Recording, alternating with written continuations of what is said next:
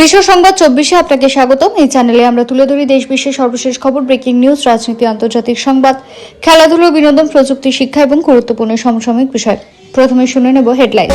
হঠাৎ প্রীতব্রত তৃণমূলের অনুষ্ঠানে হাজির কুণাল ঘোষ, মমতা বন্দ্যোপাধ্যায় নামে জয়ধ্বনি দিলেন হতচকিত সকলেই। জনগণনা নিয়ে রাজ্যের সিদ্ধান্ত তোলপাড় হাইকোর্টের রোষে সরকার। বকেয়া মহার্ঘ ভাতা নিয়ে রাজ্য সরকারকে চরম বিপাকে ফেলে কলকাতা হাইকোর্টে জোরদার মামলা। বাংলায় ফিরছে টাটা, 28,000 কোটি টাকার বিনিয়োগে শিল্পায়নে বড়সড় পরিকল্পনা শুভেন্দু সরকারের। ভূমিকম্পের ভয়াবহ ধাক্কায় হুড়মুড়িয়ে পড়ল বাড়ি, চাপা পড়লেন অনেকে, একের পর এক মৃত্যু।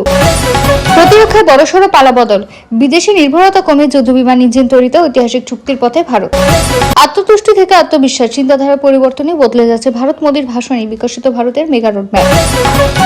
এই কেমন স্বাধীনতা? তেরঙ্গা যাত্রায় যোগে বাধা অনশনকারী দেবেন্দ্রকে টেনে হিচড়ে নিয়ে গেল হেমন্তর পুলিশ। দুর্বল 5 থেকে অর্থনৈতিক শক্তিধর দেশ, 12 বছরে কিভাবে বদলে গেল ভারত, স্বাধীনতা দিবসে তুলে ধরলেন মোদী। বিশ্বাসঘাতকতার শিকার 15 আগস্ট 1975 নিজের বাড়িতে খুন শেখ মুজিবুর রহমান। ঠিক কি ঘটেছিল? 1 কোটি পড়ুয়াকে এআই ট্রেনিং, বিনামূল্যে অনলাইন কোচিং, লালকেল্লা থেকে ঘোষণা প্রধানমন্ত্রী। হোটেলে জাতীয় সঙ্গীত গিয়ে পতাকা উত্তোলন, মাঠে পৌঁছে গিল করলেন টস, শ্রীলঙ্কার বিরুদ্ধে কারা দলে। স্বাধীনতা দিবসে রেড রোডে শ্যামাপ্রসাদের ট্যাবলো ধ্বনিত হলো বন্দে মাতরম সুর। রেড রোডে ইতিহাসের নতুন অধ্যায়, স্বাধীনতা দিবসে জাতীয় পতাকা উত্তোলন করলেন মুখ্যমন্ত্রী শুভেন্দু অধিকারী। স্টেশনে নামতেই পর্দাফাঁস, দামি সুটকেসের আড়ালে কি লুকিয়েছিল পর্যটকরা।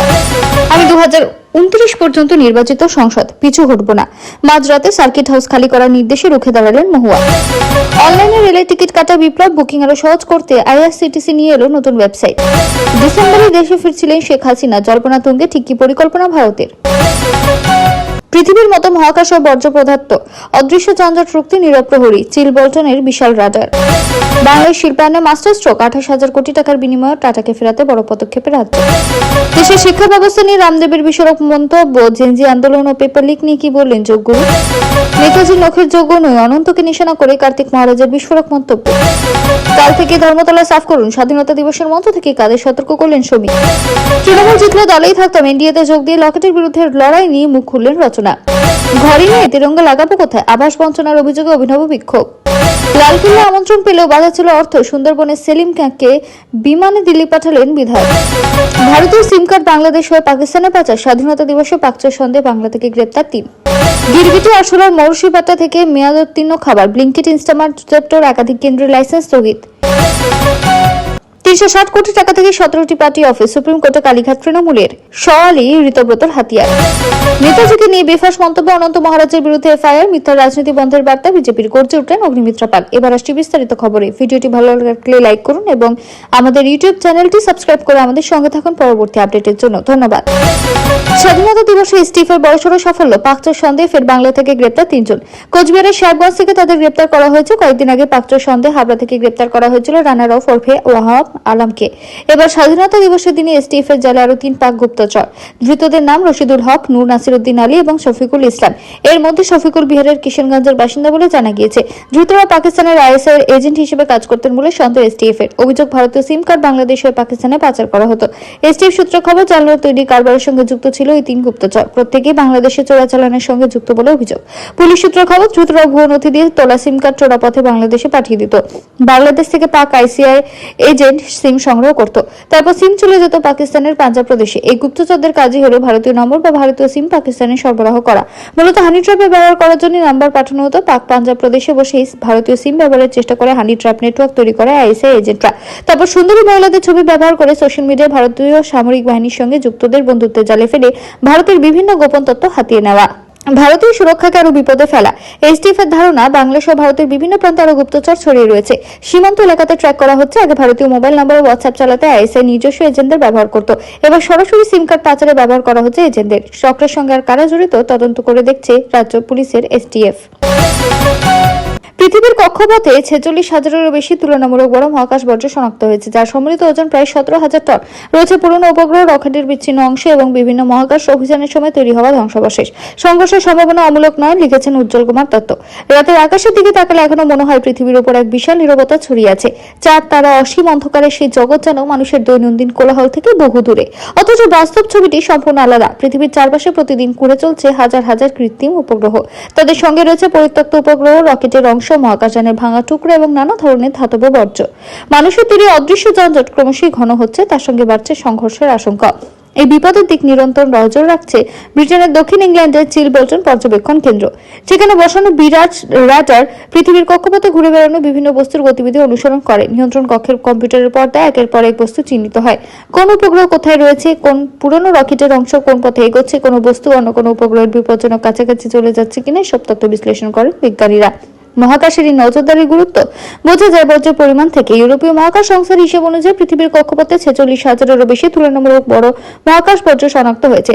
তাদের সম্মিলিত ওজন প্রায় 17,000 টন। এর মধ্যে রয়েছে পুরনো উপগ্রহ, রকেটের বিচ্ছিন্ন অংশ এবং বিভিন্ন মহাকাশ অভিযানের সময় তৈরি হওয়া ধ্বংসাবশেষ। এই সংখ্যা স্থির নয়, সময়ের সঙ্গে বেড়েই চলেছে। আশঙ্কার একটি পরিচিত নাম কেসলার সিনড্রোম। কোন সংঘর্ষে তৈরি হওয়া বজ্র যদি পরবর্তী সংঘর্ষের কারণ হয়ে ওঠে, সেই সংঘর্ষ থেকে আরো বজ্র তৈরি হয়, তখন একটি আত্মবর্ধনশীল ধ্বংসচক্র তৈরি হতে পারে। পরিস্থিতি চরমে পৌঁছলে পৃথিবীর কক্ষপথের কোনো কোনো অঞ্চল এতটাই বিপজ্জনক হয়ে উঠতে পারে যেখানে নিরাপদে মহাকাশযান পরিচালনা করা কঠিন হয়ে পড়বে। অথচ উপগ্রহের উপর মানুষের নির্ভরতা প্রতিদিন বাড়ছে। প্রথমে পৃথিবীর কক্ষপথে প্রায় 14,000 উপগ্রহ রয়েছে।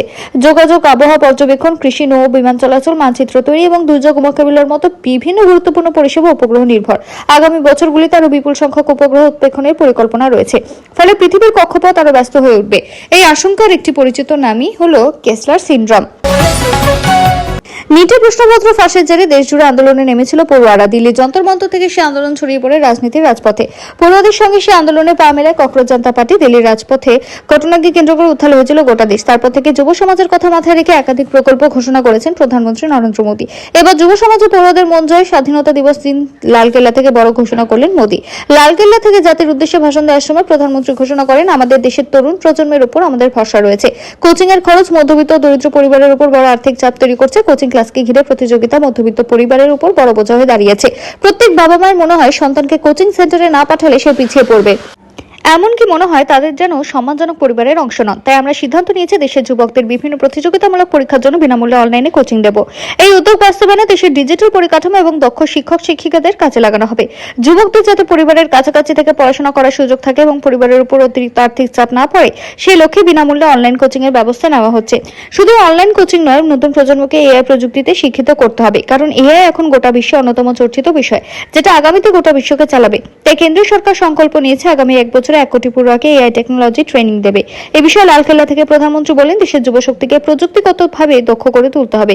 তাই প্রতি বছর 1 কোটি যুবক যুবতীকে এআই প্রশিক্ষণ দিতে বিশেষ প্রকল্প চালু করা হবে। সকাল সকাল কেঁপে উঠল দেশের মাটি। তখনও অনেকেই গভীর ঘুমে। পূর্ব ইন্দোনেশিয়ার ফ্লোরেন্স দ্বীপের আশপাশ শক্তিশালী ভূমিকম্পে কাঁপল থরথরিয়ে। ভূমিকম্পের ধ্বংসলীলায় মোট কত লোক প্রাণ হারালেন এখনই তা বলা মুশকিল। তবে এখনই অন্তত 20 জনের মৃত্যুর খবর পাওয়া যাচ্ছে। ধ্বংসস্তূপের নিচে কেউ কি জীবিত? এখনও জীবিতদের সন্ধানে জোর কদমে উদ্ধার কাজ চলছে। ভূমিকম্পের আতঙ্কে হাজার হাজার মানুষ নিরাপদ আশ্রয়ের খোঁজে ঘরবাড়ি ছেড়ে বেরিয়ে যান। শুধু একটা ধাক্কা নয়, পরপর আফটার শকে কেঁপে ওঠে মাটি। বহুতলগুলিও খেলনা বাড়ির মতো ভেঙে পড়ে। সেসব ভিডিও এখন ভাইরাল। দুর্যোগের প্রকৃত ক্ষয়ক্ষতির ছবি ধীরে ধীরে সামনে আসছে। এনডিটিভি সূত্রে খবর, উদ্ধারকারী দলের আধিকারিক ফাতুর রহমান সংবাদ সংস্থা এএফপিকে জানিয়েছে, 4টি শহর থেকে এখনো পর্যন্ত 20 জনের মৃত্যুর খবর পাওয়া যাচ্ছে। আহত হয়েছেন অনেকে এবং আরো কয়েকজন ধ্বংসস্তূপের নিচে রয়েছেন বলে আশঙ্কা করা হচ্ছে। ফাতুর রহমান সংবাদ সংস্থাকে আরো জানিয়েছেন, তিনি নাজাওগেউর এজেন্সির দিকে নৌকা করে পৌঁছানোর চেষ্টা করছেন। ভূমিকম্পে সবচেয়ে বেশি ক্ষতিগ্রস্ত এলাকার মধ্যে রয়েছে অঞ্চল, সেখানে উদ্ধার কাজ চলছে। ভূমিকম্প বিধ্বস্ত ফ্লোরেন্স দ্বীপে পর্যটনের জন্য খ্যাত।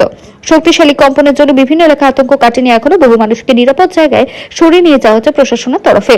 ধ্বংসস্তূপের নিচে আরো কেউ আটকে রয়েছে কিনা তা খতিয়ে দেখতে উদ্ধারকারী দল তল্লাশি চালিয়ে যাচ্ছে।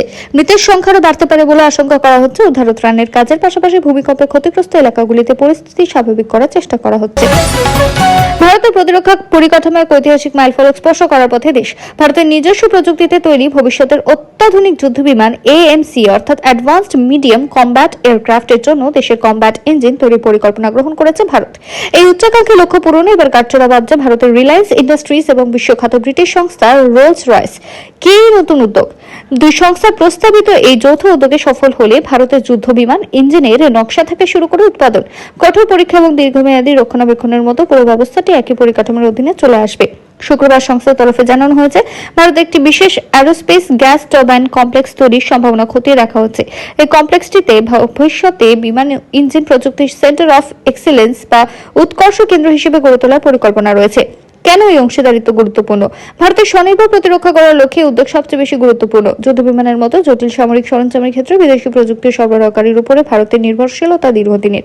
উন্নত যুদ্ধ বিমান ইঞ্জিনের প্রযুক্তি এখনো দেশের প্রতিরক্ষা উৎপাদন ভারতের অন্যতম চ্যালেঞ্জ। সেই চ্যালেঞ্জ কাটিয়ে দেশীয় ক্ষমতা বাড়াতেই যৌথ প্রচেষ্টা।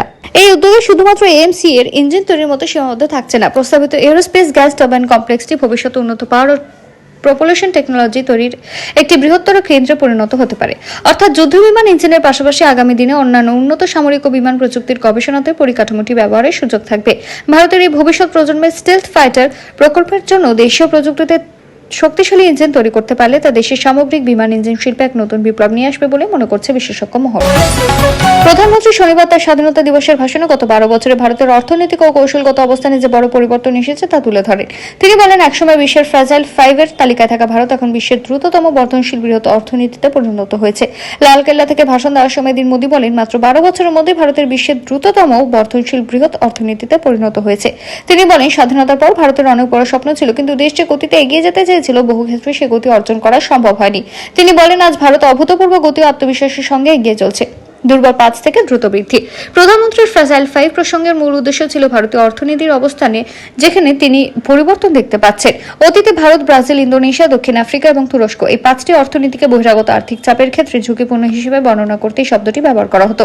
মোদী বলেন, গত 12 বছরে ভারতের অবস্থানে উল্লেখযোগ্য পরিবর্তন এসেছে। বর্তমানে ভারত আরও বেশি আত্মবিশ্বাস ও গতির সঙ্গে এগিয়ে চলা একটি অর্থনীতি হিসেবে নিজেকে তুলে ধরছে। প্রধানমন্ত্রী এই পরিবর্তনের সঙ্গে তার সরকারের আত্মনির্ভরতার উপর জোর দেওয়ার বিষয়টিকে যুক্ত করেন।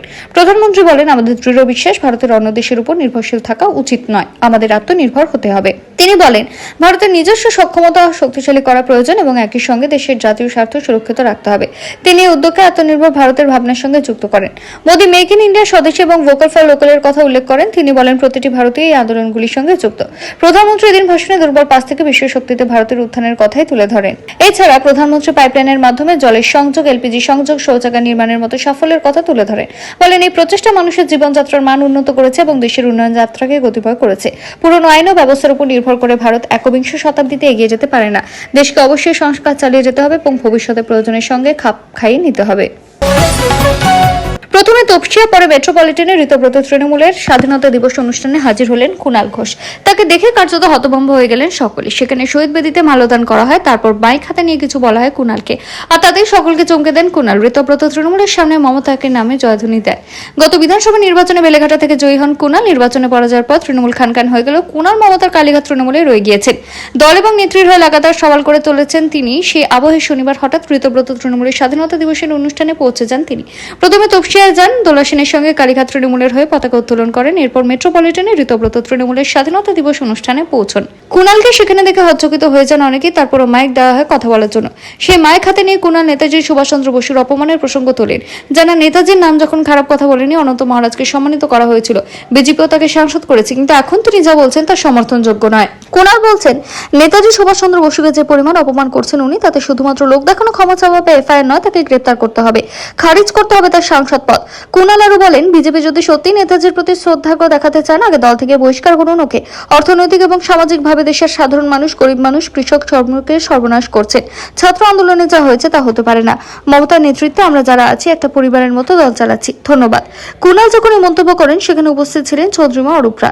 হঠাৎ কেন ঋতব্রত তৃণমূলের স্বাধীনতা দিবসে হাজির হলেন তিনি, তা জানতে চাইলে কুণাল বলেন, আমি ওখানকার বিধায়ক, আমার দলের নাম করে পতাকা তুলছে, আমি নেমে পড়েছি দেখে সহকর্মীরা যারা ছিলেন ঢুকলাম আমি। ওরা বিস্মিত হয়েছিলেন, আমি বুঝতে পেরেছিলাম ওখানে যাবো বলে যাইনি, ফিরছিলাম, দাঁড়িয়ে গিয়েছে। ওটা আবার যাতায়াতের রাস্তা, আমাদের দলের নাম করে করছে। দেখলাম কয়েকজন দাঁড়িয়ে, সব পরিচিত মুখ। আমি বলেছি মমতা দি নেতৃত্বে তৃণমূল চলছে, সেটা ওরা বলছেন না বলেই বিরোধ। এ নিয়ে প্রতিক্রিয়া জানাতে গিয়ে ঋতব্রত বলেন, আমরা যখন পতাকা উত্তোলন করি এবং নেতৃত্ব কথা বলছিলেন, হঠাৎ কুণাল আসেন। তিনি শ্রদ্ধা জানাতে এসে থাকবেন। আমরা গণতন্ত্র বিশ্বাসী, আসল স্বাধীনতা বিশ্বাসী। শ্রদ্ধা জানাতে এসেছিলেন তিনিও। তিনি নিজেই বলেছেন যে দেখে নেমে পড়েছেন, শ্রদ্ধা জানিয়েছেন।